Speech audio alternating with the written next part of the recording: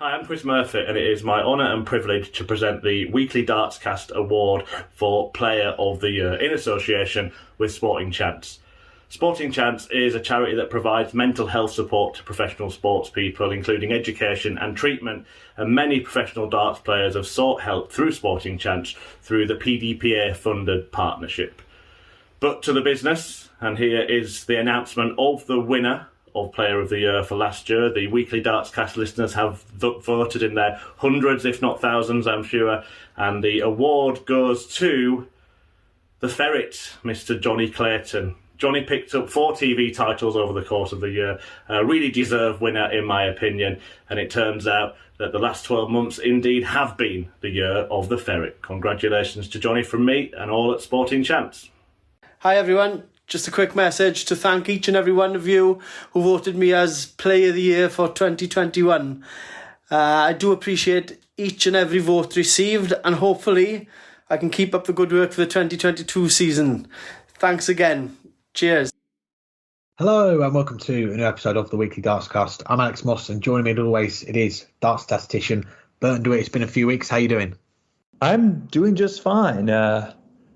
Fully recovered and didn't get affected too much from your birthday celebration. So happy birthday. I think are in order for you, but I'm doing fine. How are you, Alex? Glad to hear it. Yeah, I'm doing all okay this end. Thank you very much. And we've got a lot to get into, haven't we? I'm just looking through the spreadsheet. We're going to be talking about Q School, the World Seniors Championship draws come out, announcement on the Premier League. We've got some listener questions coming back on the show, and we've got 3 great guests coming on, all 3 players that won their tour cards at Q School over the weekend. So looking forward to all of that. But we should really start with the biggest talking point in world darts at the moment over the last 7 days, and that is the weekly Dartscast Awards. We held our awards results at the weekend, and Johnny Clayton is the winner of the coveted weekly Dartscast Player of the Year award. But did our listeners get the big one right? It really was a tight call. And I remember on the show back in late October, early November, we were discussing who we thought was the Player of the Year. And I mean, at that point, it was clear that it was Johnny Clayton, but the question at the time was, could the award be snatched away from him? And I said, if Peter Wright managed to win 2 of the 3 remaining majors, including the World Championship, he could steal it away. If someone else swept the final 3, they too could steal it away. I think I also said if Gerwyn Price won 2 of the 3, including the World Championships, he could steal it away. But it was going to take something like that. But that is what Peter Wright did. He won the Players' Championship final, and he won the World Championship, while Johnny Clayton won none of those 3 events at the end of the year. And throw in that he was the World Match Play Champion, and throw in that the one other televised event in those final 3, the Grand Slam, Peter Wright made the final of. He definitely ran Johnny Clayton close, if not on merit pipped him for the award. But it is really tight. Johnny Clayton won 4 majors, 4 televised major events over the course of the year, including the Premier League, including the World Grand Prix. Peter Wright only won 3, but that includes the 2 biggest ranking majors and probably the 2 biggest full stop in the World Championship and the World Match Play. Throw in the Players' Championship, throw in as well on television the World Cup final. He has as many televised titles as Johnny Clayton over the year, including the 2 biggest. But you also have to consider Gerwyn Price in the matter, even though he only won 2 of the 2 majors this year compared to the 3 of Peter Wright and 4 of Johnny Clayton. He reached at least the quarterfinals of every major event over the course of the year, except the Premier League, which he had to withdraw from due to COVID, and except for the Players' Championship final, which he made the last 16. So the consistency was there to put him legitimately in the competition, especially when you also add in that he won both European Tour events over the course of the year. And Johnny Clayton didn't even qualify for the European Championship, but granted, it was a short calendar on that, and he got upset in his first match twice, and that's why he didn't. I don't think there was a wrong answer. I think clearly it had to be either Johnny Clayton or Peter Wright. And I voted for Johnny Clayton, but I've been second-guessing that vote because it really was a tight call. I don't think you could say the voters went wrong regardless of who of those 2 they picked. Gerwyn Price should be in the conversation, but I think he was clearly number 3 this year in terms of what he did. But the fact that he made the quarterfinals or better of everything, bar 1 event that he had to withdraw from and 1 event that he went out in the last 16 of, meant that he was at least in with a shout. Yeah, I think it was a real close vote this year, wasn't it? You compare to last year when we had our first weekly Dartscast Awards, and Gerwyn Price was a clear-cut winner, wasn't he? He won a lot of the big titles, culminating with that World Championship title that put him to world number one. But this year, it did look like it was going to go Johnny Clayton's way up until October into November time. But then, as you say, Peter Wright did have a brilliant end to the year, winning the Players' Championship finals, getting to the final of the Grand Slam before that, and then becoming a two-time world champion. And the CVs do look pretty good together, don't they? If you were to look at it as two players, you didn't know who the players were that won these events, I think you'd probably give it to Peter Wright, because the World Championship and the World Match Play old favour as opposed to the World Grand Prix in the Premier League, and probably the World Cup and the Players' Championship finals. I'd favour them two over winning the World Series finals and the Masters. But when we look at these awards, we look at all the nominations, you look at the players themselves as well, and for Peter Wright, he won the most titles in the PDC last year with 8 to Johnny Clayton's 6. He's getting very close to that world number one spot as well, which has got to be a factor. But you look at what Johnny Clayton has done, it's been magnificent. And the story of it as well, the year of the ferret, how it all started, the Masters at the start of the year is usually the top 16. ITV said that they want to have another session for the Masters, so the PDC say, okay, well, let's bump up the field to the top 24, which gets Johnny Clayton into the field. And then we come on to the Premier League, because usually, in usual times, not for the last 2 years now, we've had the full field announced after the World Championship final. Well, this last year, there was one spot available going into the Masters. Johnny Clayton wins the Masters, gets in the Premier League, and on his debut, gets in the top 4. That last game of the season against Dimitri van den Bergh, does enough to get into the playoffs, comes back the next night, wins the playoffs, beats Michael van Gerwen and Jose de Souza, and then the World Grand Prix final as well, beating Gerwyn Price, the world number one, 5-1, with one of the performances of the year to win his first TV ranking title. For me, as much as I am a Peter Wright fan, and I've said it many times on this show, and I'd love him to have won the award. He did get a couple of awards outside of that, the tip of the year for tipping himself to win the match play in the World Championship, and his wife Jo's also his manager, getting the manager of the year. But I think for player of the year, given what Johnny Clayton has done over the last 12 months and where he was this time 12 months ago, I think gives him the edge for me just over Peter Wright. Although if I could share the award between the two of them, I definitely would. Or it would be deserved for them to share it. And maybe the PDC will. We've seen them do it before when Michael van Gerwen and Gary Anderson shared it 5 or 6 years ago. But we had to have a winner. But there were other winners on the night, 17 awards. We won't go through all of them. A special shout out, thank you to the listeners who voted Kyle Anderson for Legend of the Year. I think that deserves recognition on our show. Kyle was sorely missed by pretty much everyone in darts, and just a little remembrance of him, I think, was well deserved. But 2 other awards that we want to discuss. We'll go through the match and guest of the year. Match, of course, being the last 16 tie at the World Championships between Johnny Clayton, who we just discussed, and Michael Smith, as well as guest of the year, Emma Payton. Who did you vote for? And do you think the fans got those 2 right? Yeah, I think they did. And it was a tough one, wasn't it? A match of the year. I think between match of the year and checkout of the year, those were the 2 hardest ones to call for me, because you look at the checkout of the year, the winner of that was Willie Borland's 144 for the 9-darter in that decider at the World Championship. But you also had Fallon Sherrock's 170 finish to beat Gabrielle Clemens in a match that she had to win by a certain scoreline. She had to win that leg to qualify for the knockout stages. And then you also had Johnny Clayton's 170, 164 back-to-back in the World Grand Prix final.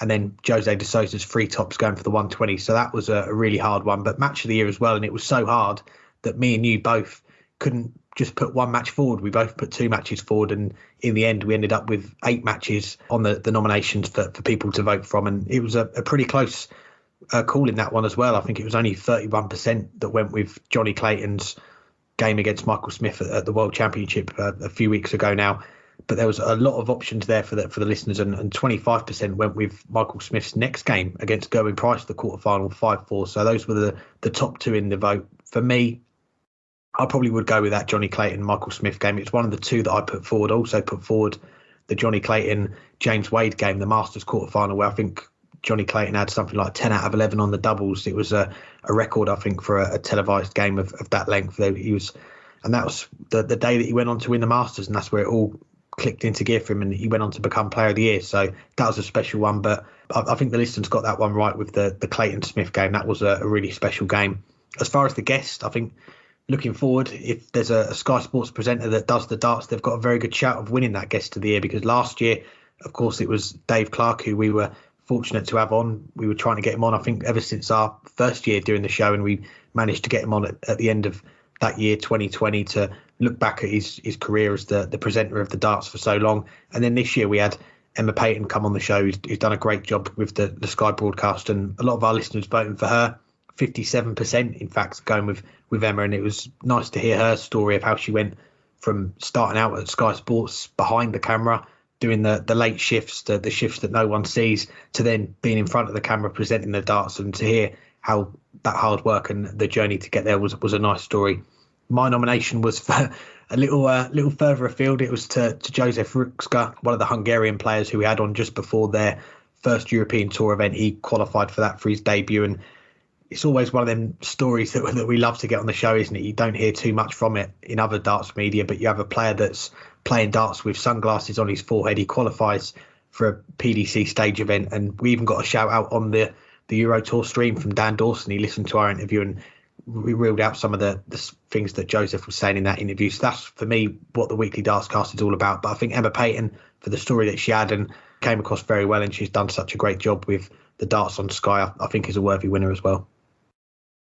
Yeah, I don't have much more to add, at least on the guest side, because I think you summed it up. And I mean, Emma's done such a phenomenal job replacing a legend in Dave Clark in her role, and just living up to it, and in many ways exceeding the standard that he set for so long, and making it her own role. Having her on was great, and she is fantastic. And it was one of the interviews of the year, one of the best interviews I think we've had.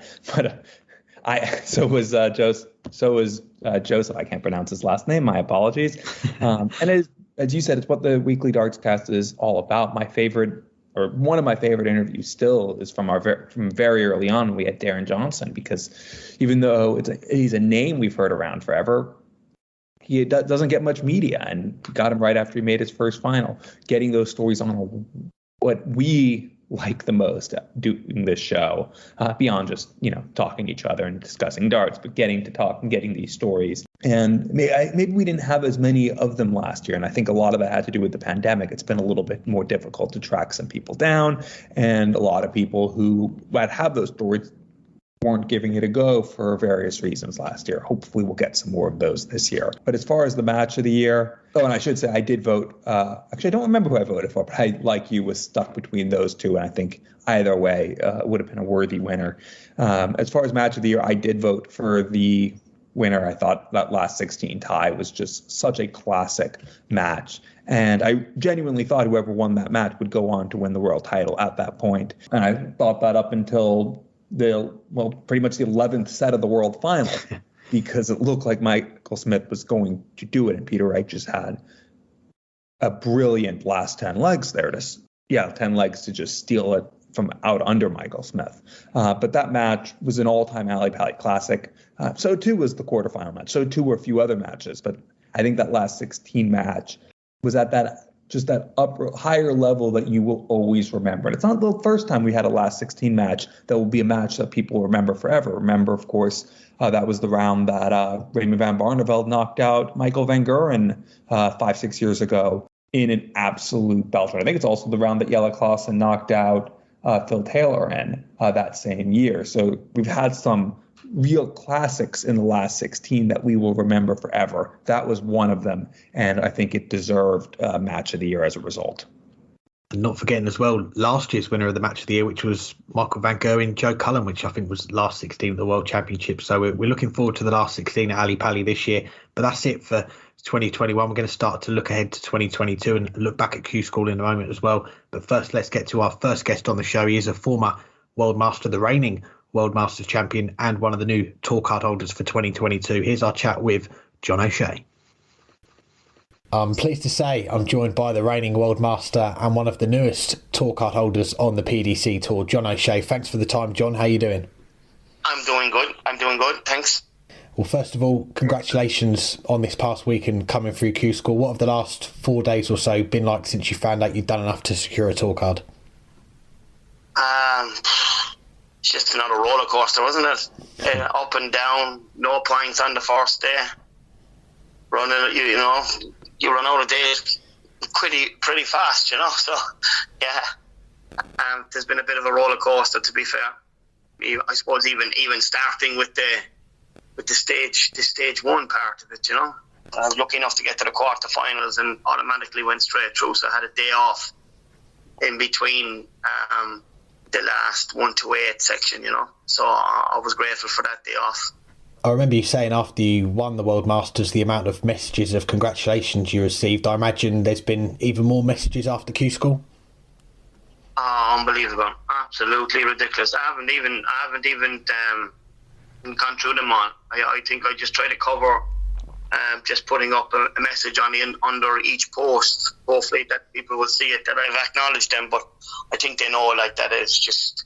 I got a few messages where people were just saying, you don't need to reply to this. They were just wishing me and congratulate me and all that. But I think at one stage I had to go down maybe 50, 60 on Messenger just to find Laura, to text Laura back.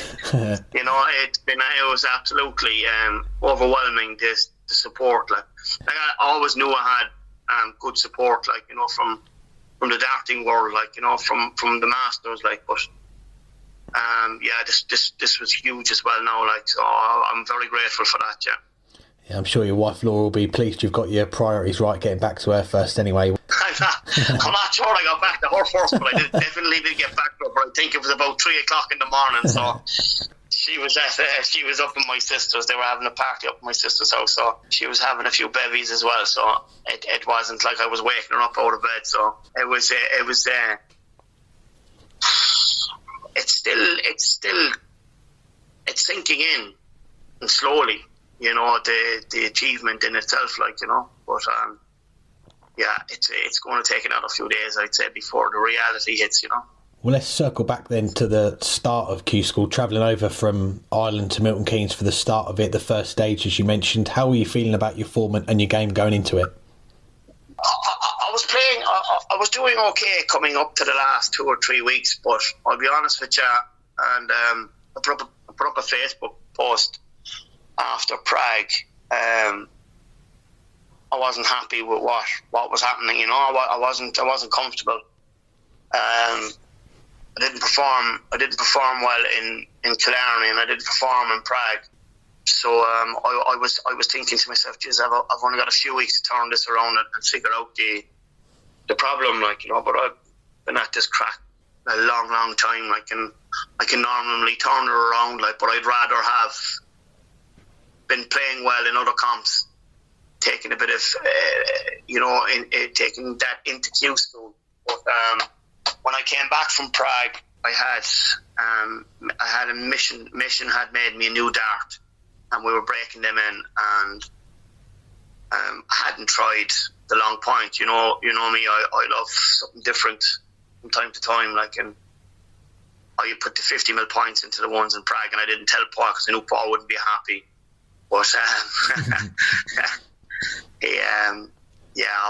when I came home, following the 50 mil points went in, and the whole thing just changed.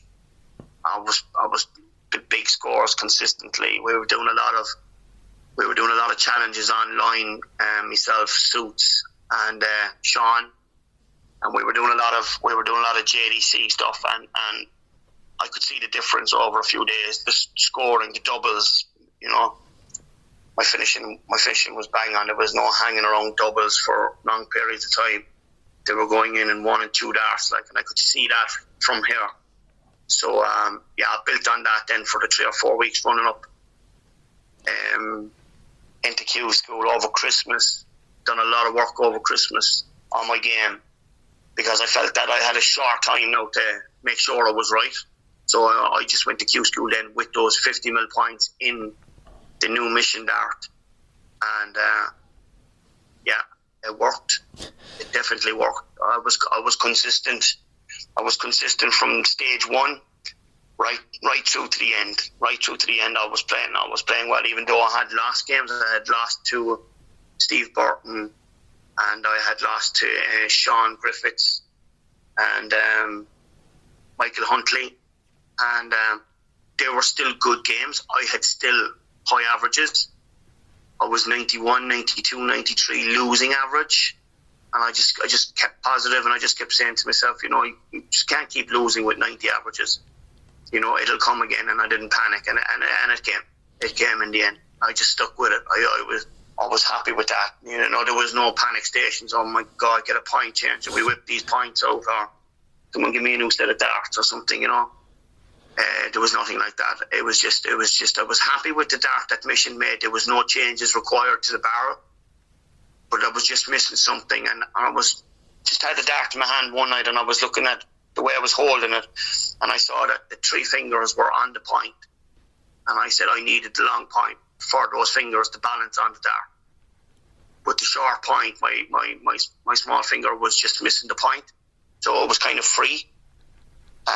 Just a small little thing like that, and I was able to control the dart better, and I was quite happy then with the twig, and we ran with it then going into Q school, and even when I arrived and I spoke to Paul about it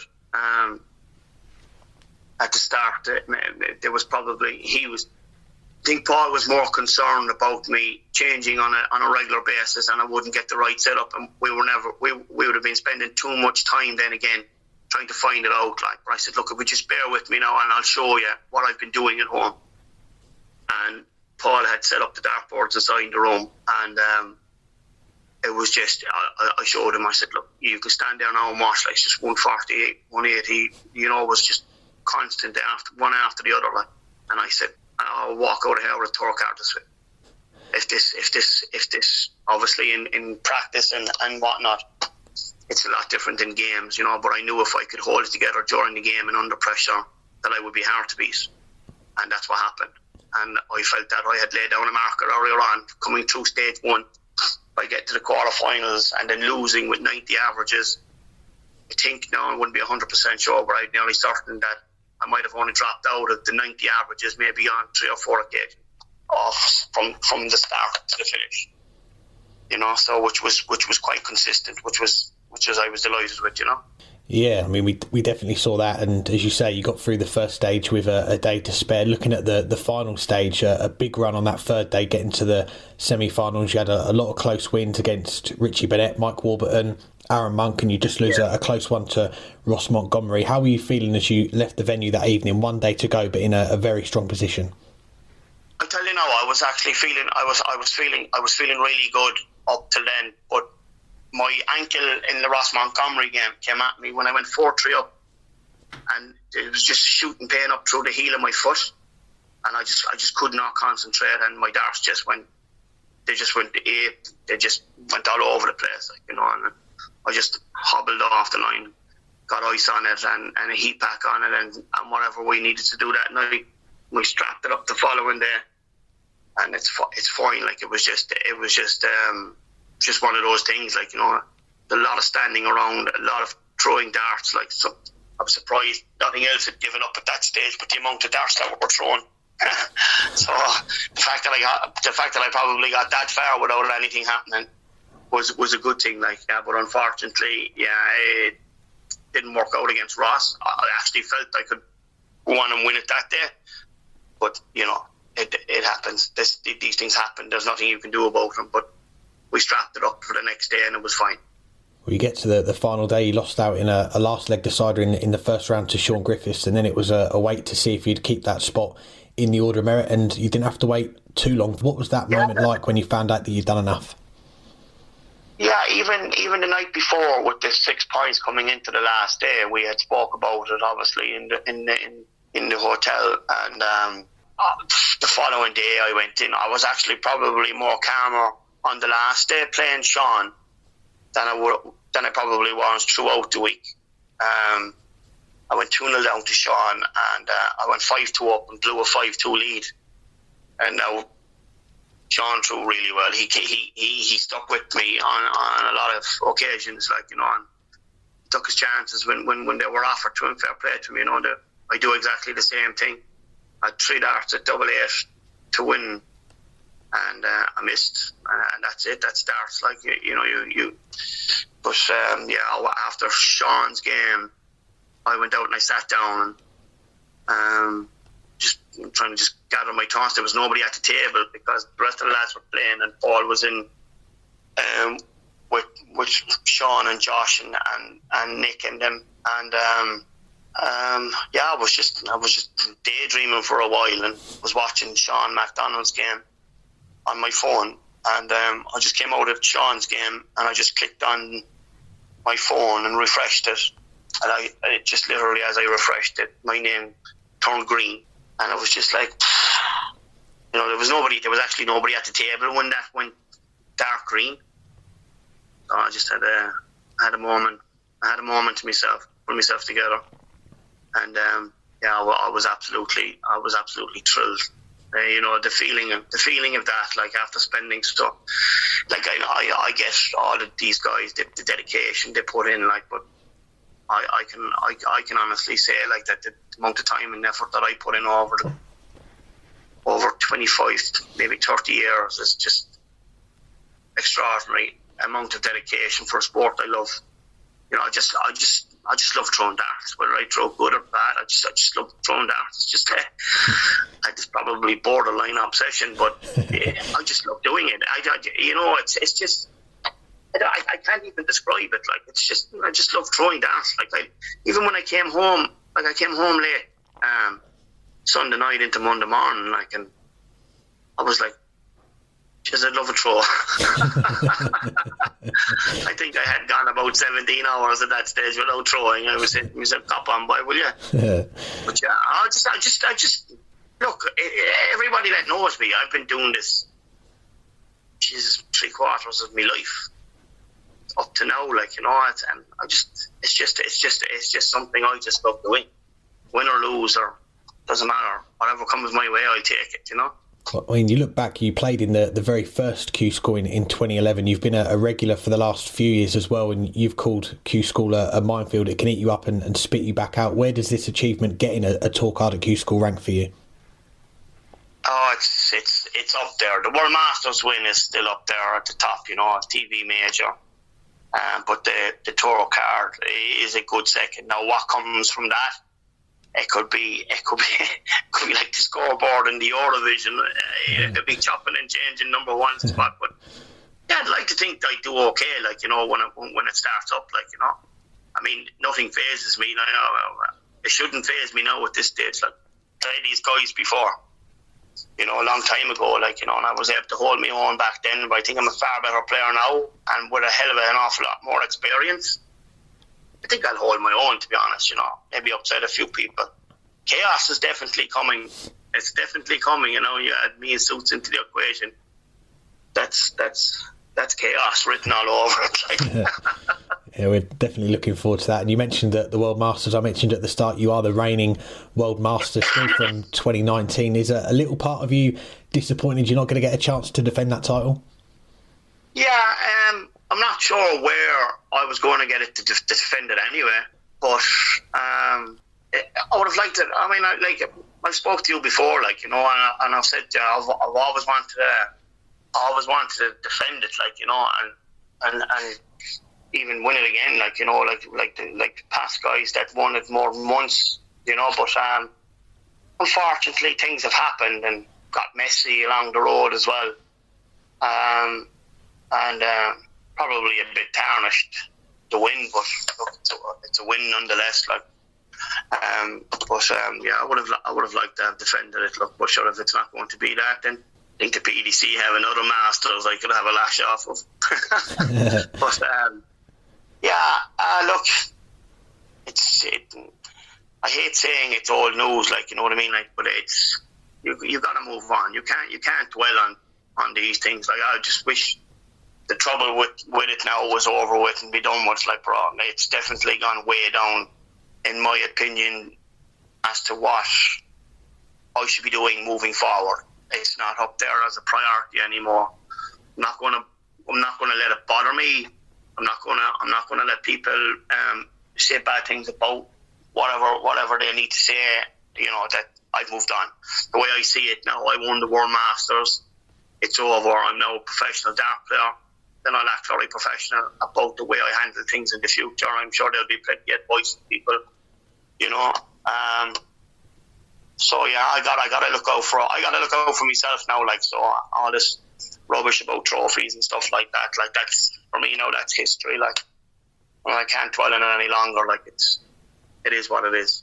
Definitely, yes, a new exciting chapter for you in your darts career, and you're now 46. I mean, the last few years we've seen you become a major champion, playing a world championship. You've now got this tour card as well, and you've spoken in the past about injuries that you've had. You almost walked away from the game. What did keep you going during those hard times?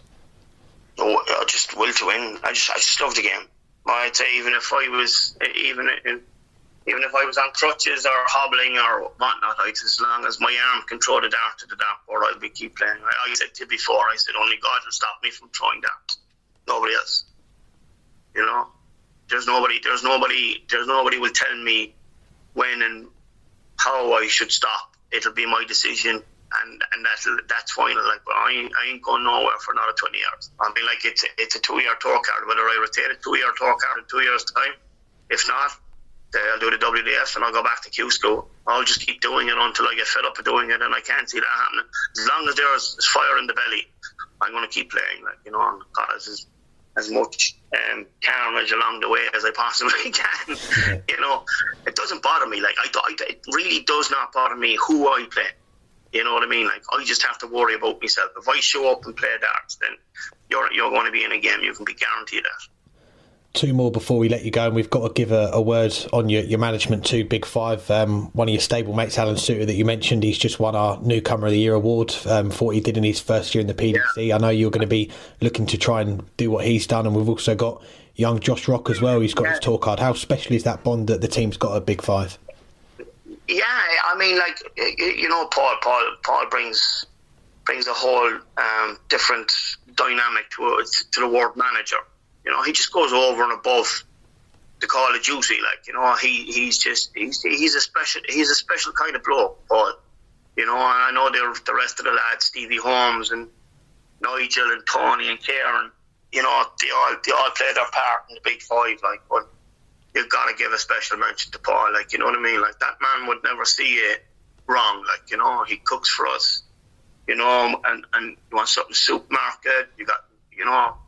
I could sit here for the next 24 hours and I wouldn't have a bad thing to say about him. Well, apart from when he shouts at me or potato at 2 in the morning when I'm asleep. But no, I can't. Like, and he loves it. He loves the game just as much as I love the game.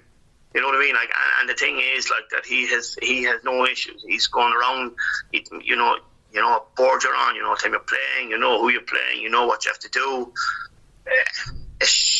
You just show up and play darts. That's all we do, is just show up and play darts and hopefully reward Big Five back with our performances as the same amount of good things that the lads do for us. You know, and Paul, you know, the man deserves a medal. Like, you know what I mean? Like, he does, like, to be fair, like, because he does.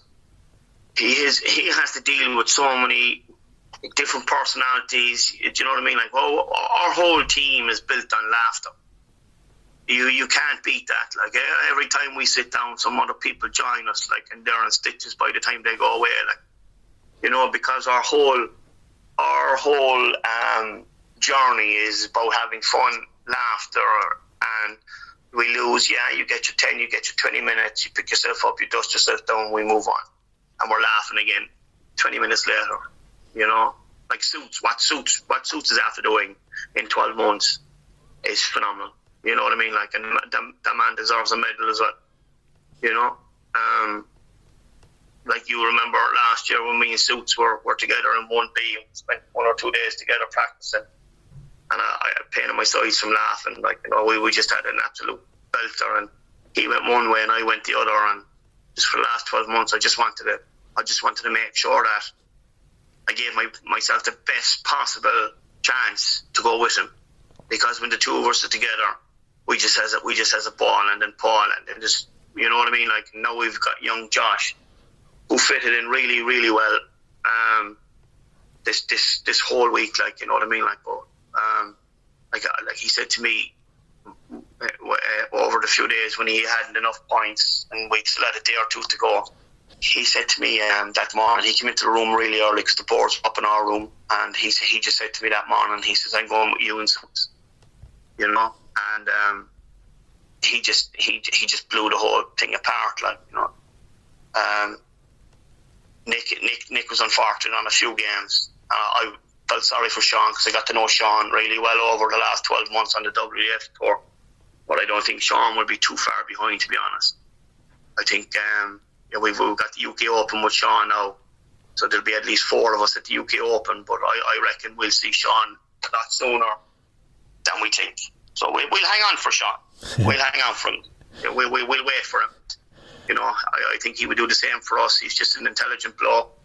He knows the game inside out, and you know, we've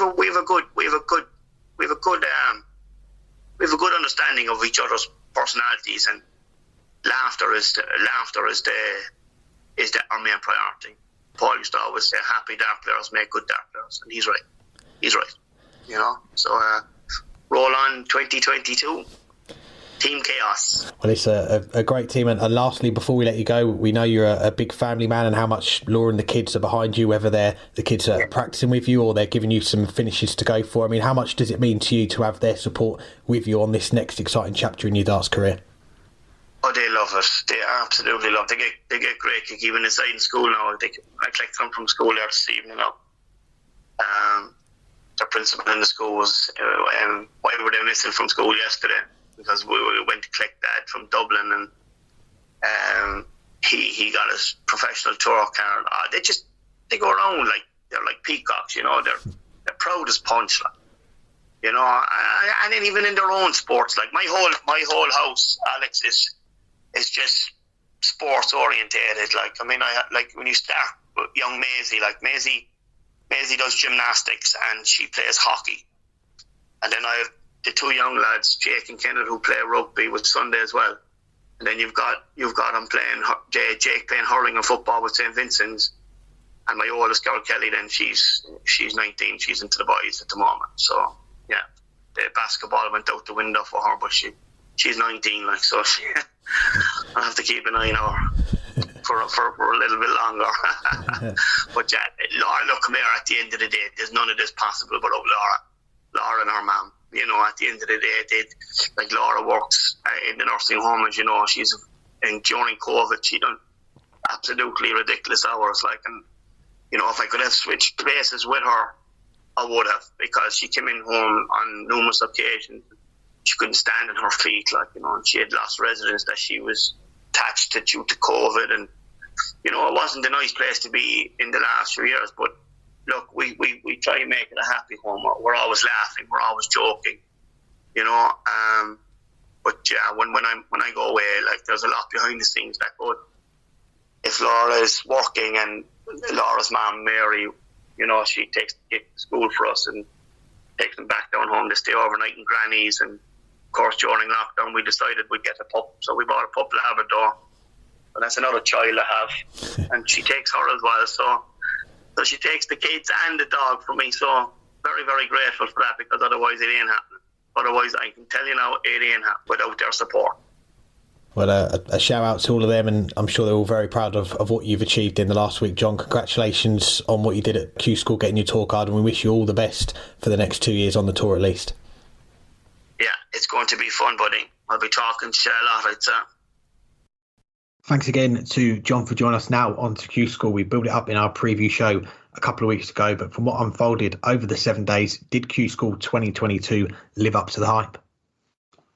I think in many ways it did. And, you know, if you look at the standard, it's tough to compare year on year because of at least going back a few years, because we had that big shift in and change in format last year. But just comparing last year to this year, the averages across each of the stages and comparing both Stage 1 and Stage 2 and Europe and UK were very similar. So the standard doesn't seem like it has changed too much. And one thing we were discussing is this the deepest Q School field ever?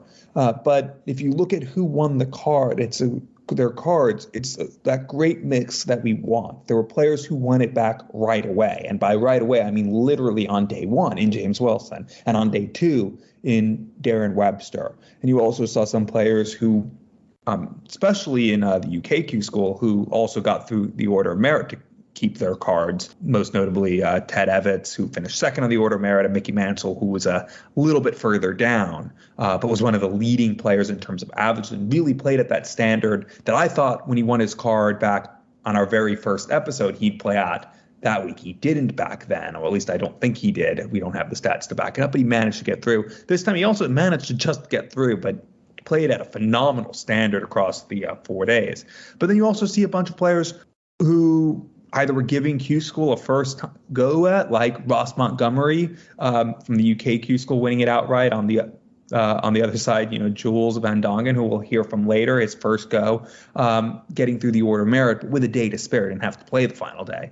So we saw some players who we hadn't seen before give the PDC a go, but we knew they were quality players because they were some of the top seeds in the WDF World Championship, and it shows the depth of the game. Most of those players who were seeded to the at least near the top did manage to get through. Some didn't, but they almost all made it to the second stage. I think James Richardson was the only one who didn't, who was in the Lakeside field of the men competing. But on the other hand, there are certain things that didn't live up to the hype, and we'll get to Fallon later. She just never really clicked. She had moments of brilliance, but she wasn't able to string a full day together in either the first stage or the second stage. And often a match, her last match at Q School, she fell down 4-0 and was averaging in the mid-60s. She lifted her game from there and got herself back into the match. But there was just something missing over the course of the week from her, and that's why she didn't win a tour card.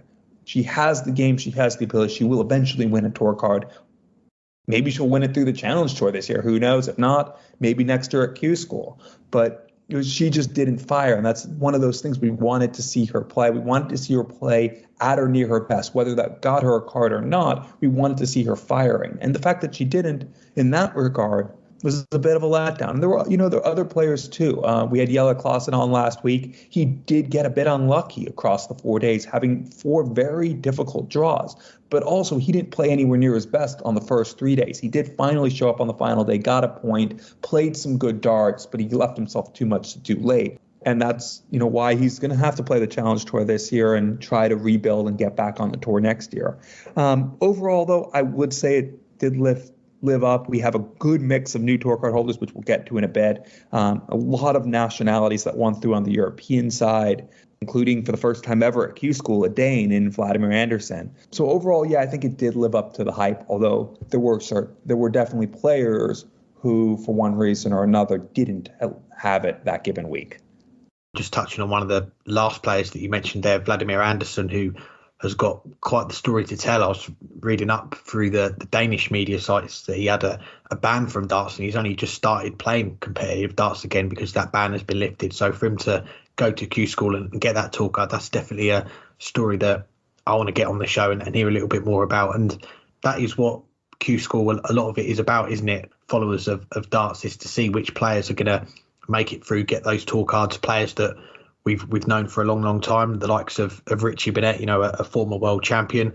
And then you've got, as you say, players that we've never come across before. You look at the player that finished in that last spot on the UK Order of Merit to get that tour card, Sean Wilkinson, who I think he's from Crewe. I think that's the only thing I really know about him so far, but that's someone that we're going to be finding out a lot more about in the next 2 years as he plays on the PDC main circuit. But I think it was a good year for Q School, and we saw this year the 2 stages carry on. Of course, as we've touched on in the last show, the bubble that we had in 2021, where you had the stage 1 split between 1A and 1B. That was still the case in Europe, but the 2 stages in the first stage were still played on the same day. So you didn't have the first stage taking 6 days. This year, it took the 3 days, and then it was straight into the final stage. So there weren't that many players as there were before, having 3, 4, 5, if they got through that first day of the first stage, 5 days off. So it was good to see it move a bit quicker than last year. And as we saw in the last couple of days, there were players that got their tour cards outright. There were a few players going into the final day that had already done enough, but there was still a lot to play for. And we saw some players make a good go of it on that final day, the likes of Josh Rock and Nathan Rafferty, who got to the final of the UK, and by getting to the final, they'd already done enough to get that tour card, but they both started the day, I think, with 1 point each, so they had a lot of work to do.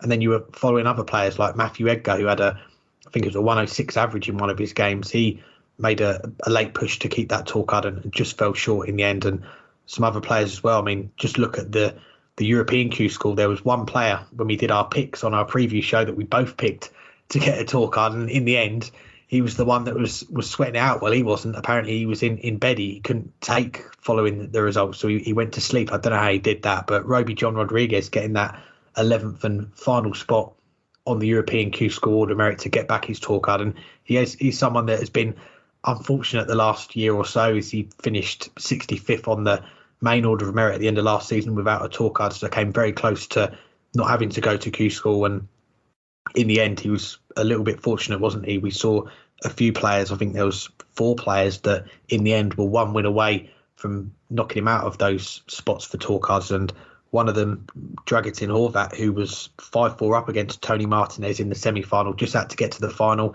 and he had 20 left, and he had 4 visits at it and wasn't able to get that match dart over the line, which would have got him into the spots and knocked Roby John out. And we saw in the decider, which deserves a bit of a mention, Tony Martinez having a 12 dart leg against Fro to really rub salt in the wound for Dragutin Horvat. But that was the excitement that we got, and it really did ramp up those last couple of days, and especially the last day, watching players make a late dash for it. Some of them successful, some of them not. That's what makes Q School for me. So yeah, I think it did really finish on a high. Yeah, I meant to mention that from Dragutin Horvat, I think it was at least 11 missed darts to win a tour card and knock Roby John out. I think he also had matched darts one year to qualify for the World Championships through the German Super League or something and missed them. So he's come so close to multiple things, but that just adds to the drama. But looking through who did manage to get a tour card, we have a former world champion in Richie Burnett, a current world youth champion in Ted Evans, many former major winners or major finalists, as well as a guest from our first ever show, Connor Scott, nearly 2 guests from our first ever show, as Diogo Portela had a great run on the final day before Matthew Edgar ended his chances 2 wins short. And Edgar had a brilliant game against Diogo. But of the people who did manage to get the tour card through Q School, who from the class of 2022 are you most looking forward to seeing?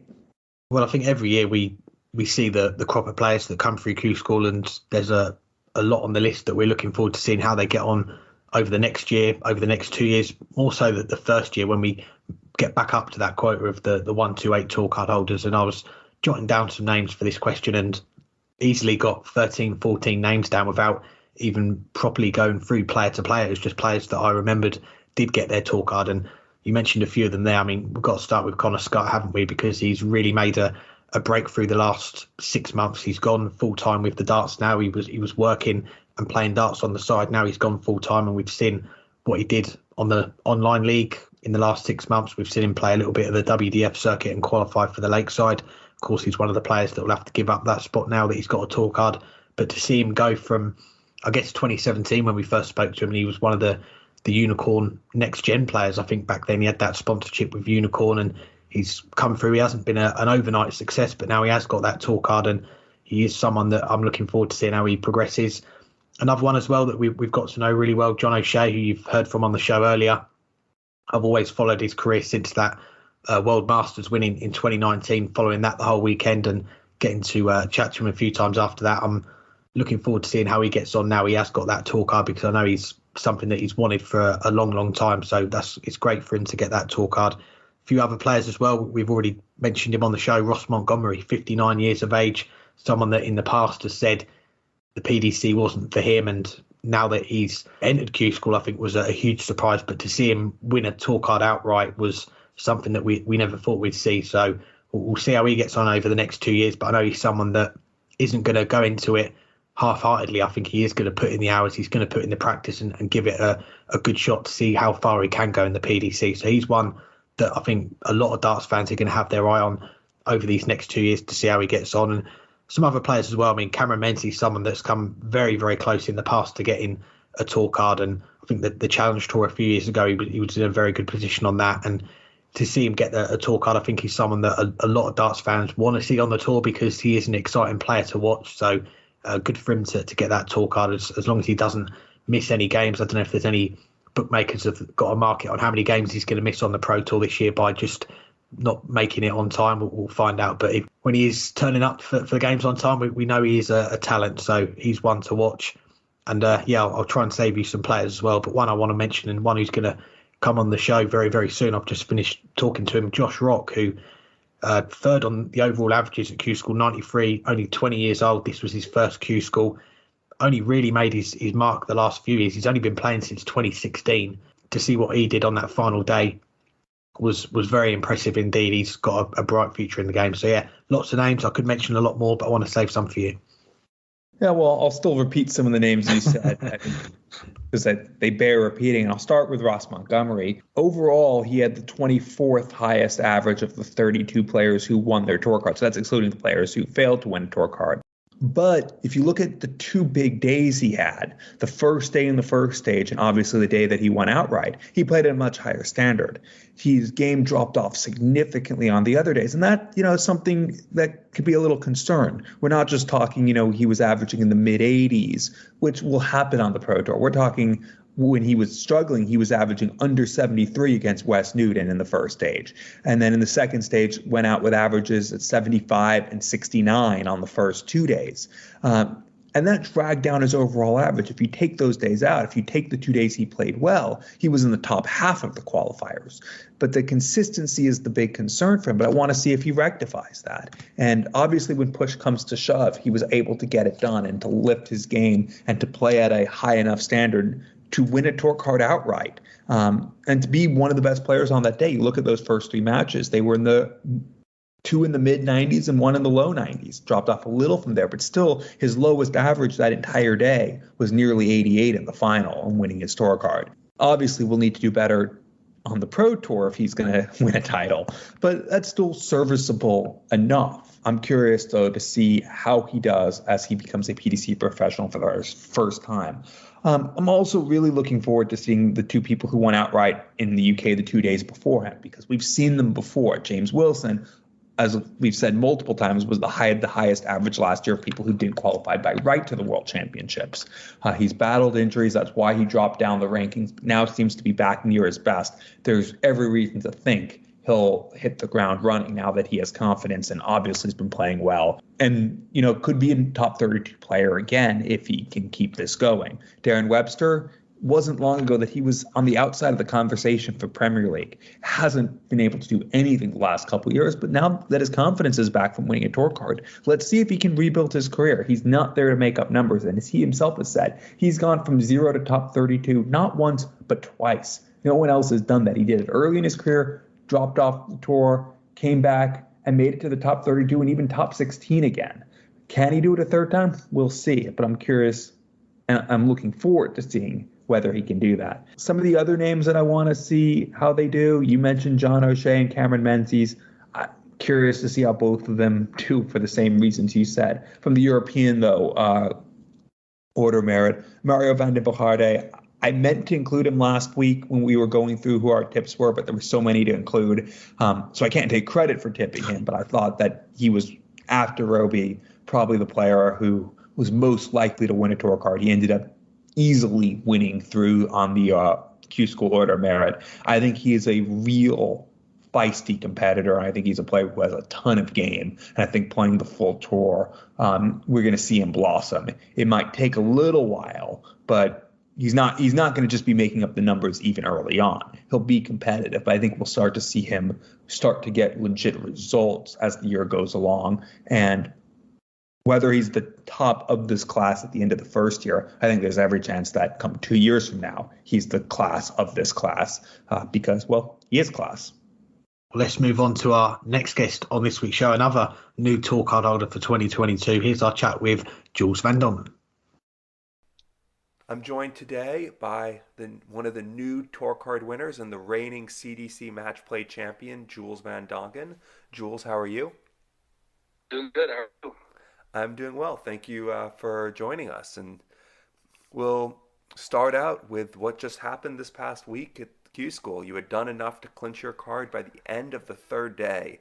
How did you find out that you had won a card, and what were you feeling when you found out? Yeah, I think after the second day, I already had an idea of, the fact that I was looking pretty good. So I felt like I just need to finish it off that third day. I need 2 wins. I need that extra point, and I'll be good. And it was quite a relief when I won that second match. I knew I had my 8th point in the back. Yeah, it's crazy. I came for the experience. I gave myself 3 years. I said I'm going to go to Q School for 3 years. And then if it happens the first time, then that's a big bonus, obviously. And yeah, it's crazy. It's trying to figure out, what am I going to do? Am I going to move? Am I going to travel? Am I going to keep working? Do I quit? All those kind of things. It's still a little bit of a question mark as of right now. Yes, indeed, and that I had that later on my questions as well.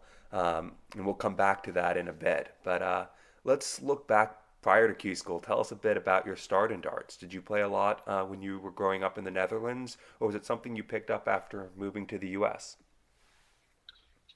I played a little bit, but I would say, maybe once a week as a kid. I had a board in my room.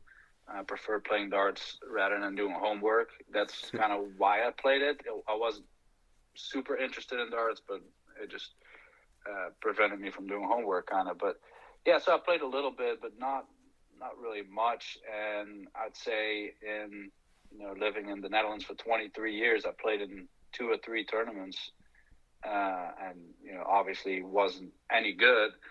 And then I moved to the States, had a dartboard there, but never really practiced, never really did much with it. And we had one tournament a year, the state championships in Missouri, that we would play with a bunch of Dutch guys. And I think the first 3 years we won that lost first round with a 50 average. We went for good times. But then one year, which is 2020, all of a sudden I made a run to the semifinals. And then I was like, hey, maybe I can play. And that's kind of when it started. Then that same year, 2 months later, I was like, well, I just made it to semis. Let's give another go. Found another big tournament. And I ended up winning that one 5-0 in the final. And that's when it really put a bug in my ear and be, hey, maybe I should start practicing. COVID happened. I got laid off. And all of a sudden I had time to practice. And that's really how it started. It was the beginning of 2020. And from there, I just never looked back. I just kept surprising myself as well, and I think many others. So that's how it started. Well, and then, of course, as you mentioned, last year you took it up a notch, went to CDC Q School for a first time and played the CDC match play. And let's talk a little bit about that tournament, averaging high 90s most of the way, well over 100 in the semifinal before that nervy final against Larry Butler. What were your expectations, though, going into the event? Oh, I mean, yeah, I'm not overly confident usually. I might look like I am, but I think I just don't put much pressure on myself, and that's why I perform. But once I had that first match under my belt, I think I averaged a 99 in the first match, and I was like, oh, I guess I'm having a good day, and I never looked back up until the final. I don't know. I kind of go in autopilot when I'm winning. I don't even realize if I'm semifinal, quarterfinal. I'm just, you give me a board call, I'm on the board, I'm playing darts, and when you're in the groove, that's just how you feel, I guess. And until you go in the final, and then I got really nervous playing on a stage, really hot, and that's things I still need to learn that I will definitely have to pick up real quick when I'm on the pro tour. Yes, indeed. And let's talk a little bit about that final, and I'll just give a little background for our listeners who might not know the format. It was best out of 11, but you had to win by 2 clear legs with a tiebreaker at 7-7. And you got raced into a 4-2 lead and then missed, I think, 5 darts to go 5-2 up, 4 to go 5-4 up, and Larry Butler stormed back to take the lead. What was going through your mind after you missed those darts and Larry took the lead? When you're that close, and obviously when you're in the final, you know pretty well you're in the final. So, you just don't want it to slip out of your hands. And I think typically I'm my best with the back on the wall, and I just kept throwing away and trying to take my opportunities and never give up. That's kind of I think what went through my mind. I was like, I want that big trophy. I want to win, and that's all that was on my mind. It's just take it over the line. And I knew it wasn't pretty at that point, but just keep plugging away. Keep not play your opponent, play the board. That's all I'm thinking at that moment. And then, of course, when your back was against the wall in the decider, Larry missed one dart at Bull for the title, and you came back for 96 and hit a double-double finish to win the title. How are you feeling to become champion? Yeah, that's amazing. It probably was my first big title on a national level, and such a relief once you're done. Amazing feeling. Everyone was really cheering. Everyone was really great. Obviously, I think Larry had the crowd on his hands, being, the legend he is, and totally understand that. But once I won, everyone was really happy for me. And crazy thing is, I had to play singles right after that, another 501 singles format, and I did not want to compete. I did not want to play because of all the relief, and all the pressure I was under all day, and then all of a sudden you have to do it again. But yeah, no, it was an amazing day. I think definitely boosted my year and kind of give me a good morale for the rest of the year. Of course, outside the CDC, you spent the year also chasing ranking points in the WDF, doing enough to not just qualify for Lakeside, but to be one of the seeds. Unfortunately, though, the tournament ended up getting postponed. How disappointed were you when they made that decision? I think, obviously, looking back, they made the right decision. And, but when you get the news, obviously you're gutted. I was looking forward to it, the build-up, the practice, you're 2 weeks out, I think, when I heard the news. And it's disappointing as a player, because that's one of the biggest rewards you can get for a good year is going to that world. For me, it's a big deal because I need that experience on the stage, and I still really lack that experience, and that would have been a really great opportunity. But in hindsight, I think they made the right decision, and they did what they had to do. And I reached out to Richard and said, I will always support you guys and appreciate what you guys do, because ultimately, they're doing what they think is right, and I think they made the right call. Of course, and this year, instead of the WDF World Championship, you had Q School at that time, entering it for the first time. I think you mentioned earlier that you had like a 3-year plan in your mind, but let's talk about Q School this year. First stage, how did that standard compare, even at the first stage, compared to what you played against over in the CDC events? I think it didn't feel a whole lot different. There's a lot of very capable guys in the CDC, but I do think you need your A game from the first game. And, there are sometimes rounds, even in the CDC, where you might get away with your B game for a match or two. But to be honest, looking back at my weekend at the CDC, I got knocked out with 90 averages. And so in that sense, it didn't feel much different, because the level in the States is very high as well. But I remember the first day, the second round, I played Dragutin Horvat. I know the guy from TV, I've seen him on big stages. And so I've never played in Europe. So seeing those guys, it's a little, I wouldn't say intimidating, but you look up to those guys. So I go in it a little bit different.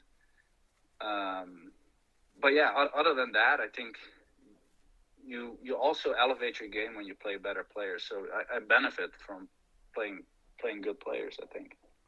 and we'll get to one of those players in a second. At that first stage, a pair of last 16s meant you fairly comfortably qualified for the second stage. And on the first day at the second stage, again, another last 16, a couple points on the board. Did getting points on the first day help ease the nerves, or did it add pressure because you were in a good position? No, and I actually talked with Jelle Klaassen about this. Is that first stage, I didn't score really well, but my doubling was good. But I had 3 days to really find my game, and then come first day in the second stage, I really start kicking into gear and really started scoring well. And I think if I didn't have that first stage, probably wouldn't have been the case. And so I was really, I was ready to go that second stage, and taking those 2 points obviously was a big deal.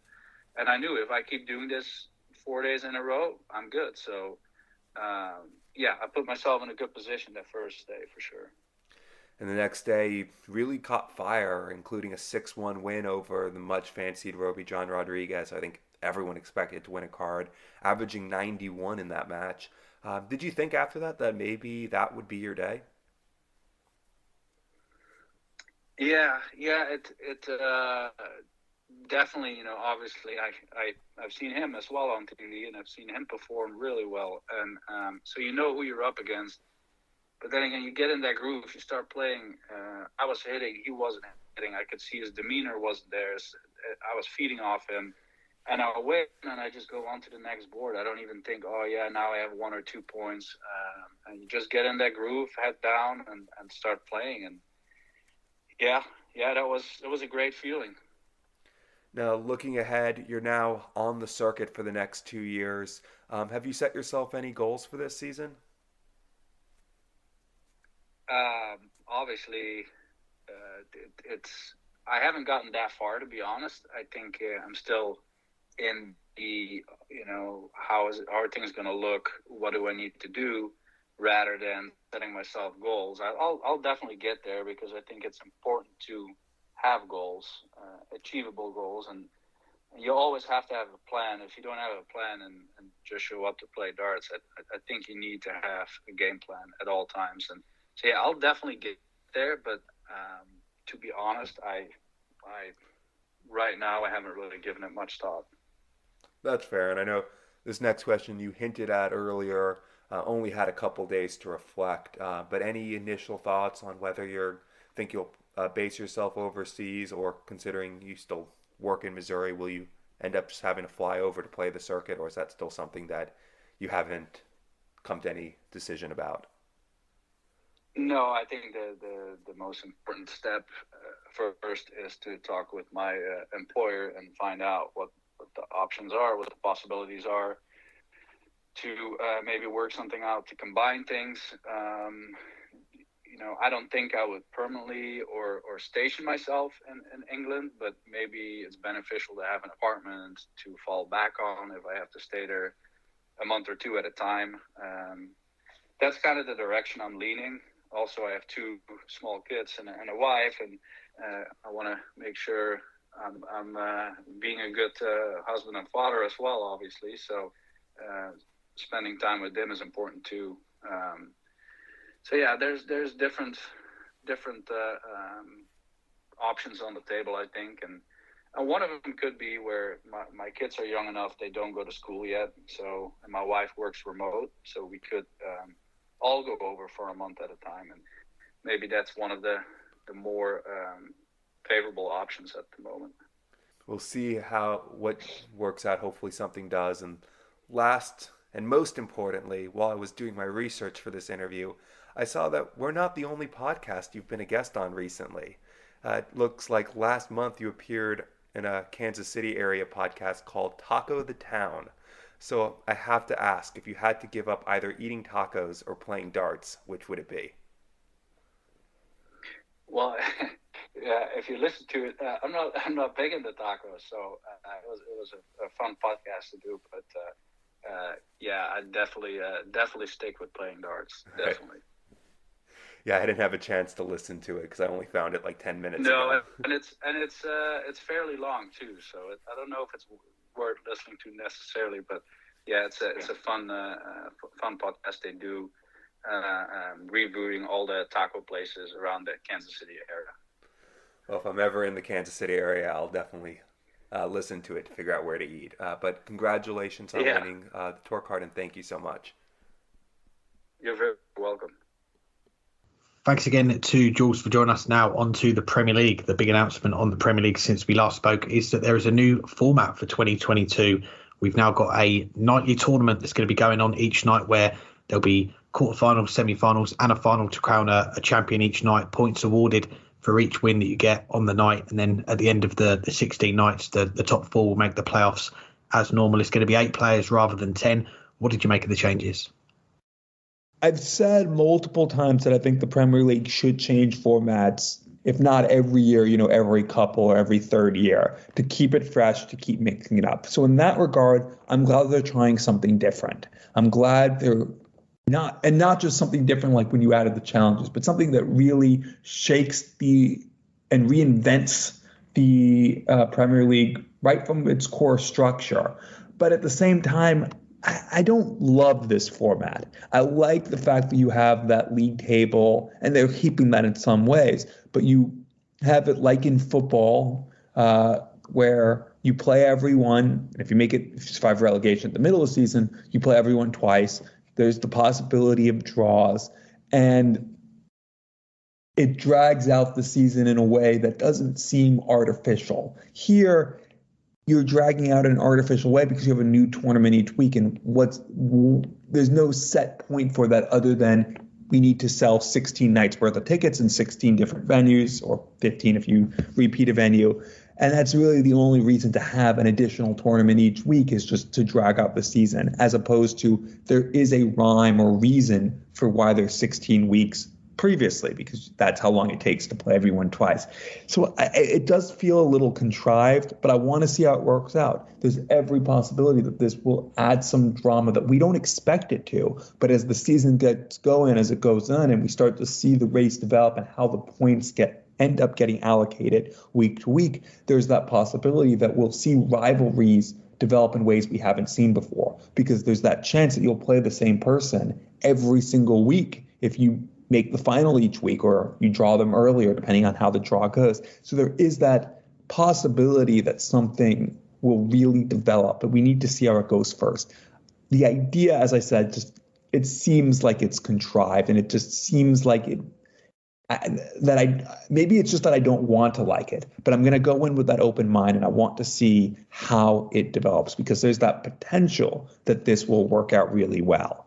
And if it doesn't, like I said, I want to see the format continue to evolve and continue to change every couple of years. If it doesn't work, well, then you can scrap it next year and go back to 10 the way it used to be, or figure out something new to do. If it does work, keep it for a couple of years and then try something different. So my initial instinct, as I said, I don't seem to like it, but I can recognize the potential for this to work out really well. Yeah, I think I'm with you as well. It's not something that I've seen and been completely blown away by. I mean, we've got to give props to Matt Porter, who put out on Twitter before that no one would be able to guess it. I don't think there were many people that were able to guess that this would be the big news about the Premier League. And I think you might see it evolve from this format, maybe have 16 players and every player plays 8 nights rather than 16 or something like that. I don't know, but I can see this format continuing, but in a different way next year. And I think maybe they are using it in this way with the big stars, the 8 players that they're going to pick, which we don't know yet. But Barry Hearn said on Twitter that it's going to be announced after the Masters, so we've got a couple of weeks to wait before we find out the lineup for it. But I think we will see it tested this year, and then if the response is good, then I think we'll see it maybe continue or slightly change again for next year. But as a fan, if you're going to one of these events, if you're going to one of the 16 nights before the finals, then you should get a lot more value for money, shouldn't you? Because you think to the usual Premier League last year, you'd had, well, it was behind closed doors for a lot of it, but when it was back when there were crowds every single week, you had 5 matches, best of 12 legs in the first stage, and then the second stage you'd have 4 matches, the best of 14 legs. Well, this time round you're going to get 7 matches, best of 11, so a little bit shorter format. You're not going to get the draws anymore, but you are going to get 7 matches, so more matches and potentially a lot more legs of darts as well, and some matchups that usually you'd only see maybe once or twice in a season. Now, as you say, we could see him maybe 8 times, 10 times, maybe even the full way. We could see someone play someone 16 times. I think that's going to take some doing, but it could potentially happen during the league phase. So that's something to look out for, is, as you say, how these rivalries develop. And I think that's one of the big drawing points of the Premier League, is seeing these top names, the biggest names in darts, go up against each other. Is something that Sky love to hype, is those matchups between Michael van Gerwen and Gerwyn Price or Peter Wright, the big names going up against each other. So they're going to get the chance to do a lot more hype for this Premier League this year. So yeah, for me, like you, I'm reserving judgment for now. I'm going to see how it plays out, but there is the potential, I think, once we get to the second stage of the season and we're seeing these matchups happening again, we've not seen players drop off from being eliminated, that it does maybe get a little bit repetitive. But props to the PDC, you know, they're trying something out, and it's not been a quick decision for them, because this is one of the biggest events of the year for them. So they've put a lot of thought into it, I think. And yeah, we'll see how it goes. But yeah, for now, I'm going to wait until the first few nights to really have an opinion on it. And of course, the Premier League is just 2 weeks away now, but so too is the World Senior Championship, which will have its first ever staging at the Circus Tavern. The draw has been made, and for those who haven't seen it, all the multiple world champions, as well as Wayne Warren and Keith Deller, got byes to the second round. The other 16 players entering in the first round. A couple changes to the field, with Richie Burnett and Kevin Burness winning tour cards, so dropping out. Ted Hankey withdrawing. Don't need to discuss why he withdrew. And they were replaced in the field by Larry Butler, Dave Prinz, and Lisa Ashton, who is a multiple world champion, gets a bye. Anything catch your eye from the draw? Definitely did, and I think the draw itself is something that we've been keeping an eye out for a long time now, and I think we knew that it was going to come out after Q School once we knew what the damage would be, as far as players that were in this event that did win their tour cards that would have to pull out, a little bit like the WDF World Championship. And as you say, we've seen a couple of players in the field, probably two of the favourites, you've got to say, based on the form over the last 6 months. Richie Burnett and Kevin Burness get their tour cards, so that's probably changed things as far as the odds for the event. I think Phil Taylor is the evens favourite at the moment, but you've also got up there as well Robert Thornton at 5-1, Martin Adams at 9-1, Wayne Warren 11-1, and we've seen Lisa Ashton's odds come down quite a bit as well. And for someone that's been on the main tour for the last couple of years, I think she's got to be in with a real shot at it. But looking at the draw, I've got to say, right at the top of it, we could have the potential of a Peter Manley, Phil Taylor game in the last 16. Of course, Peter Manley's got to get past Dieter Hedman in the first round, and that's another thing that I'm really interested to see about this event. Not just the players coming back that we've not seen play on TV for a long time, like John Part, John Lowe, Keith Deller, Bob Anderson, players like that, but it's also going to be, how do they play? What is the general standard of this event going to be like? Because you are going to have matchups where you've got players that have been playing regularly, they're still playing on circuits against players that maybe played a lot of exhibition darts since they've retired, but not a lot in the last 2 years because of the pandemic. So what has their practice been like leading up to this event? How are they shaping up for this? So yeah, there's a lot of exciting ties for me just to see how the players play that we've not seen for a while. But definitely that Peter Manley, Dieter Hedman game with that carrot of a potential Phil Taylor, Peter Manley game on that Circus Tavern stage again is definitely one that's caught the eye. Just underneath that as well, Tony O'Shea, Kevin Painter, I think is one that's jumped off the page straight away as well. And one other I'll give a mention to as well, and that is Paul Lim against Dave Prinz. Probably not the tie that's going to jump off a lot of people's pages, but I think for Paul Lim, this is a chance for him to really go deep in a World Championship. I mean, he's got John Lowe in the next round if he gets past Dave Prinz, and then it could be either Trina Gulliver, Robert Thornton and Bob Anderson. You put Robert Thornton as the favourite from those three, but that would be a quarter-final. So Paul Lim, who's been around for such a long time, this could be one of his best chances at becoming a world champion in the seniors game. Yeah, I'll start where you finished with that Paul Lim, Dave Prinz match.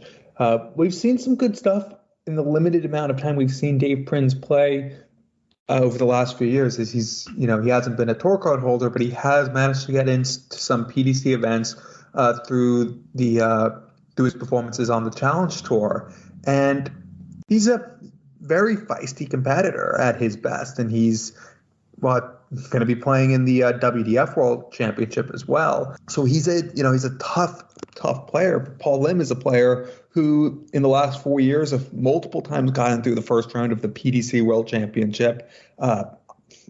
Also, ran 5 sets in this past year's, although didn't play anywhere near his best. Has put up God knows how many titles on the Asian Tour the few years that we had it before it went on pause due to COVID. I think that's a really tricky first-round tie, and whoever gets through it will be a heavy favorite to beat John Lowe in that next round to make the quarterfinals, where likely Robert Thornton will await. But I think that Paul Lim, Dave Prinz match is one of the ties of the first round. But, Les Wallace, John Walton, it's the only tie between 2 world champions in the first round, because there's only 3 world champions in the first round in the end, the other being Bob Anderson, who's in the Battle of the Bobs. But to see 2 world champions go head-to-head in the very first round, I think will be interesting. We haven't seen almost anything of Les Wallace for pretty much 20 years. I know he went and tried the PDC circuit one year, and we've seen him on the odd event. But for the most part, since he stepped away in 2000, we haven't seen him play much darts. So we don't know what to expect from him. John Walton, we've seen a little bit more of, but not in a few years. Beyond that, any ties, the ties that really that I'm really looking forward to, we haven't seen Roland Scholten in a while, going against Terry Jenkins, who probably could still be on the tour today if he didn't just randomly decide that he was done and then undecide that he was done when the PDC 1 year later decided that you don't have to pay to enter the floor events.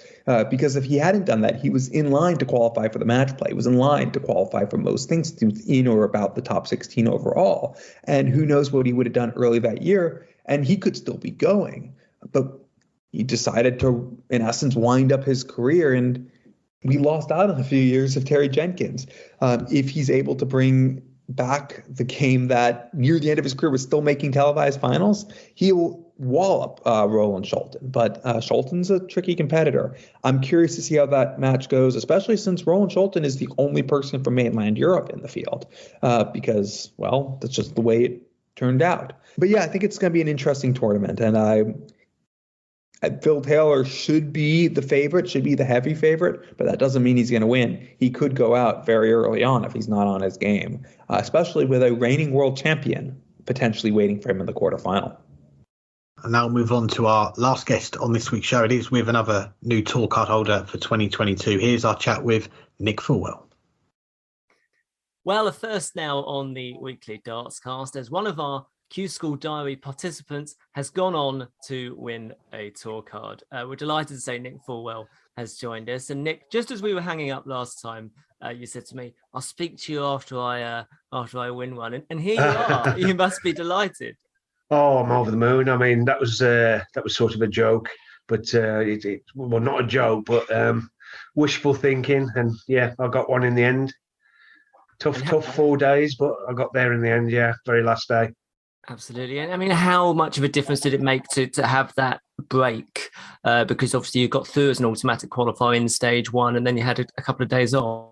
Yeah, I think that benefited me 100%, especially with my age and everything. I was getting, on the very last day, I was getting young players come to me and saying how tired they were and everything. 7 days of like non-stop darts is a lot for anybody. So it really helped me getting through the first day and having a 2-day break. Yeah, absolutely. Well, we're going to have to relive some of it just in this chat. But the first 2 days, very tough. What do you think about those first 2 days? That 1 point on the board, it was your back was against the wall to some extent. Yeah. Well, the very first day, I played a very good dart player and good friend of mine, Lisa Ashton, and sort of went 2-0 up, and then got my, as they say, got my butt kicked, which she's very, very good player. But like I said, they all are.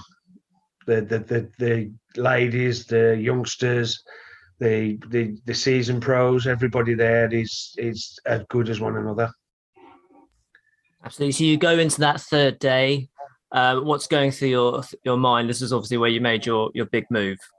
Yeah. I think I got to the last 8 on the third day.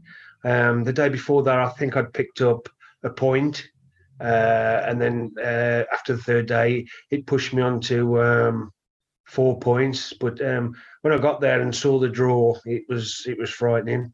Our board was just full of great players, and to come out of that board and actually win that board was phenomenal for me. Confidence and everything was sky high after that board, and I eventually lost in the last 8. Yeah, absolutely, because there was wins over Niall Cullerton and Nathan Treadgold, and then 2 wins over former tour card holders Alan Tabern and Rob Owen, and setting up for that last day. Which so were you aware of the? I mean, it's very difficult, I guess, to switch off from the various permutations and what's going on outside. Yeah. Well, earlier on in the week, I think after the second day, people were talking about 5 points was going to be enough, and going into the last day, I was looking. I was on 4 points, but I was looking actually at 6 points, and that's what I actually ended up with. And luckily enough, that was enough. There was one player got through on 5 points, but it was tough. So yes, you're going to that final day. You got the bye, and then you play Sean McDonald. Yeah, you're 4-0 up, and then it comes back at you. What's happening? Actually, 4-0 up, he'd left double tops and I'd left double 10. And like a Wally, I took out his shot instead of mine. And that gave him confidence to come back in. I took out double top rather than double 10. And he got his confidence and got back into the game and made it 5 apiece. And then it was a very tense last leg. And then straight from that, it doesn't get any easier, of course, these things, but you go straight to Matt Dennant, who also just missed out. And you must have been aware, I guess, of what that game meant, and as was he, I would imagine. Yeah, we actually, me and Matt are like very close friends. We've played in the same team before and everything, Super League team, and we are good friends. And we both knew what was at stake. We both knew we were on 5 points. Whoever won that match was going to get a card, and the other one was going to be left in limbo. So, I mean, it was so tense. And I think after the game, we both just hugged each other for like 2 minutes and just apologised to each other and everything. And it was so hard. And afterwards, it was heartbreaking for Matt not getting his card. Yeah, we don't see that, do we? The emotions. It's really, really tough. Yeah, as you say. But people just think it's all cutthroat and nobody gets on with everybody. But most dart players get on with everybody, and it's like a big family. It's like going into work, and you have your friends and your banter and everything, and it's just the same on the dart circuit. It's our job and our livelihoods, and that's we get on with each other, and it's great. It's a good atmosphere, but obviously you've always got to have a winner and a loser, and it's nice being on the winning side, but it's not great to lose, especially in them sort of situations. Absolutely, and a nice moment, obviously, and I'm sure you've had a lot of messages and all those years of travelling, especially in recent years, of course, because of the WDF stuff. It all just pays off in that moment, I guess. Yeah, and I mean, a big shout out to the WDF. A few years ago, I lost quite a lot of interest in playing darts. I'd had a few problems in my life and had a heart attack and things like that. I had 3 stents fitted, and then I played WDF tournaments and met a few of the people there and got the love back for darts. And I think that's been a massive help for me. And like I say, I've got the love back for darts now, and I'm raring to go again. And every time I go to play, I want to play darts again. Well, of course, speaking about the WDF, of course, Lakeside, that I guess that won't be happening now. Is that a shame for you? Yeah. I mean, it's everybody's ambition to play at Lakeside. When I was growing up, that was the first sort of tournaments I was watching on the BBC, the Lakeside, and it's got all his history and everything. And yeah, it moved away 2 years ago, and then it was back this year. So I was quite looking forward to that. It was going to be good, but obviously there's bigger fish to fry, as they say, in the PDC, which, like I say, it's the biggest place to play darts. It's the biggest arenas and everything, and it's the place everyone wants to be. Yes, and it's yourself and 5 others that were qualified for Lakeside that have got through. So tour class.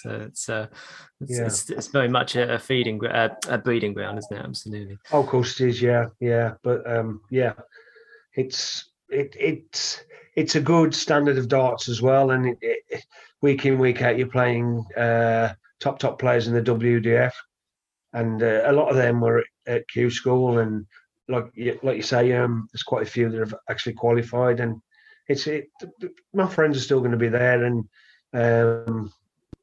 I know most of the players from before, and I've seen them at tournaments and everything, and like I say, it's good. Can't wait. Brilliant. And an interesting side point is that you also get in the UK Open, of course, for the next 2 years. Yeah. And that'll be your first one in 7 years. So that's quite a nice byproduct of this. Oh, God, yeah. I think it was the last time, it might have been the time before, actually. I was actually seeded, 32. I'd got in as a seed. So, but I think I lost in the last 64 of that game. So I'm looking forward to it, yeah.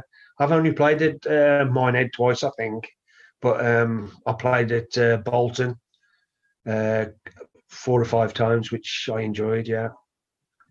I'm going to ask my favourite question now, which we ask everyone that's done Bolton and Minehead. Bolton, which do you prefer, Bolton or Minehead? Oh, Bolton was probably my favourite place. It was. It was smaller and everything, but you got the balcony and you could look over and see the games going ahead while you're in the players' room, and it was just a brilliant atmosphere. Sort of like at Minehead, it's split into different rooms, but the atmosphere when it was at the Reebok was absolute. It was brilliant. One of my favourite all-time places to play. We've asked that question to everyone that's done both, and 100% Bolton. Everyone says, yeah, it was great. It really was a good venue. Fantastic. And just health-wise, I mean, you alluded to it there. You all okay at the moment? Oh, absolutely fine. Yeah, like I'm on medication every day. I had 3 stents fitted, but yeah, I had high blood pressure for about a year, so. That's having a heart attack. I mean, I was very lucky to survive, but it's been a blessing in disguise because my health is a lot better now and everything, and I feel good. Got a lot more energy and everything, especially for my darts. So yeah, that's great. And just finally, just a shout out for your sponsors and any supporters and your management. Yeah. I mean, the biggest shout out's got to be for my partner, Bev Lally. She was there for me all the way through Q School. She went through every emotion going, and she's always by my side. She's brilliant. My main sponsor, CBS Security, Steve at CBS, he's a great guy. I've been with him a few years now. I've got Volcano Darts, who supply my shirts and everything, and then I've got Q-Sol, who do my darts and flights and stems and everything. They're a great company. And also Black Country Mental Health is my charity that I'll be supporting this year and everything. That's quite close to my heart and everything. I've got a few friends that suffered, especially through COVID, with mental health and everything. And yeah, it's a great charity to support. Well, fantastic. Well, congratulations once again, Nick. Amazing achievements, and thank you. And good luck for the next few years, and no doubt see you soon. Thank you. Yeah, it's been a pleasure. Thanks ever so much. Thanks again to Nick for joining us, and of course to Matthew Kiernan for providing us with that interview. And we're going to finish up the show with a couple of listener questions, try and do these rapid fire. And the first one comes from Inside the WDF. He says, how much of an effect do you think the added media pressure and expectation is having on Fallon Sherrock's game? It's tough to say because she's had that attention, she's had that expectation for a while, and it didn't seem like it affected her all that much when she was making the final, including a remarkable comeback at the semifinal up in Copenhagen. It didn't seem to affect her at all in Wolverhampton for the Grand Slam, but maybe it did for the World Championships, because that is where, even for her, there is more attention on her and more expectation and more pressure, because there's pressure on everyone at the World Championships. And she had a winnable tie in that first round and didn't play up to her best. And maybe that was the pressure. Maybe it just wasn't her day. But then go to Q School, where she was legitimately one of the favorites and rightfully one of the favorites to win a tour card. And as I said earlier in the show, didn't seem to fire and had some matches that she wasn't just playing below her best on, but she was playing poorly at times. Whether that was pressure, whether that was, from the attention, or was just, the pressure of trying to win a tour card, which for a lot of players is going to lead to them missing when they would normally be free flowing, is impossible to say. I don't know if it's the media pressure and expectation, or if it was the pressure she put on herself because she knows she's good enough. She knows she should win a tour card if she plays her best. It's impossible to say which one it is, but something obviously didn't click with her at the World Championships and didn't click with her in Q School. And only she knows what that is, and we'll see how quickly she bounces back from it. Yeah, I think that's fair. I think only really Fallon herself or those closest to her will be able to answer that one. But from the outside looking in, I mean, you wouldn't be surprised if it did have some sort of effect on her at the World Championship, or indeed last week at Q School. And I said this to you over the weekend. I was disappointed with Sky Sports' coverage during Q School because we praise the PDC, we praise Sky when they do things well, but on this show we also like to give our honest opinion, and I thought they didn't do a great job with that because there were 32 players that won their tour cards at Q School over the 4 days, and as much as Fallon Sherriff deserves spotlight for what she's brought to darts, I thought that just focusing on her for the whole of Q School was disappointing and a bit disrespectful, I think, to the players that did manage to get their tour cards. But we'll see what goes on now, whether Fallon does make that lineup for the Premier League. I know it's something that, based on Sky's coverage, they are really pushing for, and whether they do get her in the field, we'll wait to see. But I think going forward, I think you'd just like to see a bit more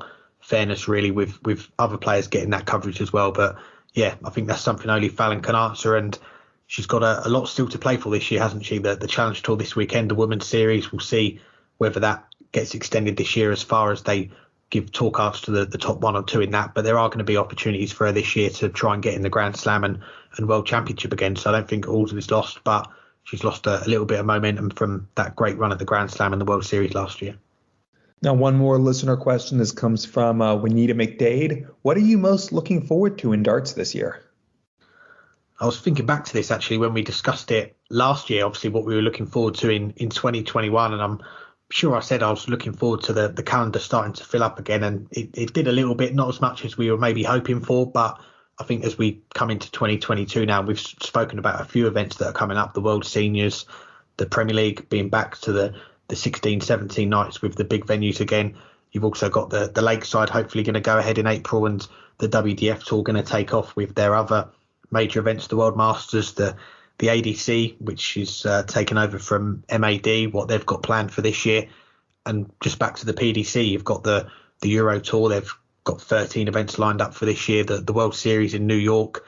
As far as us, though, episode 250 is going to be coming around very soon. This is episode 232, so we're counting down to that 250 mark, and hopefully this year as well we'll see some episodes on the road again. I've got a couple lined up for March, April time. Hopefully those are going to go ahead, and we'll be back on the road bringing you some interviews in person as well. As much as we love chatting to the players on the phone and on Skype or whatever, it's always good to chat face to face as well. So that's what I'm most looking forward to, and hopefully a full year of playing for my pub team as well, because that came back last year, and even though I've not got any better, probably worse than I was before the pandemic, it's still something that I really look forward to every week, playing for the pub team as well. So yeah, lots to look forward to. If I enter the World Series qualifiers for the US World Series event, do I have to interview myself? Yes, I'd love to see that. All right, so I'm looking forward to that. Not saying I'm going to enter those qualifiers, not that I have any chance to win them, but it would be fun to play them once. But the plan, assuming that event goes ahead, would be for me to head up at least to watch it. So to continue with what you were saying about taking the show on the road, we can take it to a place it's never been before. And I'm looking forward to that. Looking forward to a proper return of the Euro Tour this year. After only 6 events the last 2 years combined, a full calendar of 13 events is currently scheduled, and every reason to believe that will in fact go ahead as scheduled. The Euro Tour is the best tour in darts, and to get it properly back and going for the first time since 2019, first time all decade, is I think what I'm most looking forward to, though, because I love the Euro Tour, whether I'm there in person or for most of it just watching at home on my computer. Nothing beats the Euro Tour. So that's what I'll go with. That's what I'm most looking forward to. Anything else for this week? Got to say a big thank you to our guests for joining us, John, Jules and Nick. And we're going to have a few more of the class of 2022 Q School Tour Card holders on the show in the next few weeks. So look forward to that.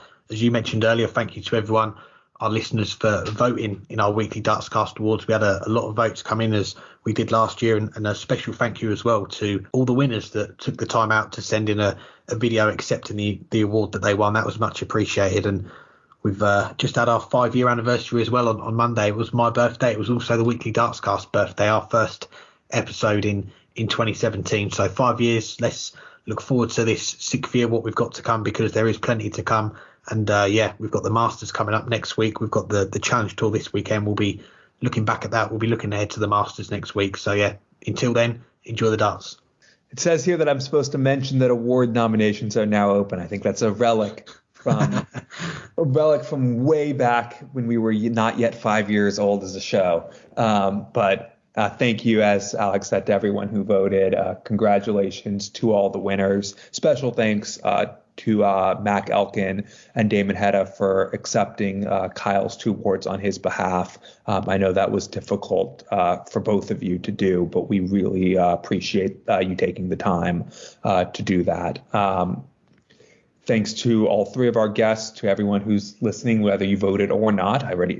If you voted, you now got thanked twice. We'll be back next week with episode 233 to recap the first weekend of Challenge Tour, look ahead to the Masters. Hopefully have on someone who will be playing in the Masters who we saw at the World Championships go very deep not long ago.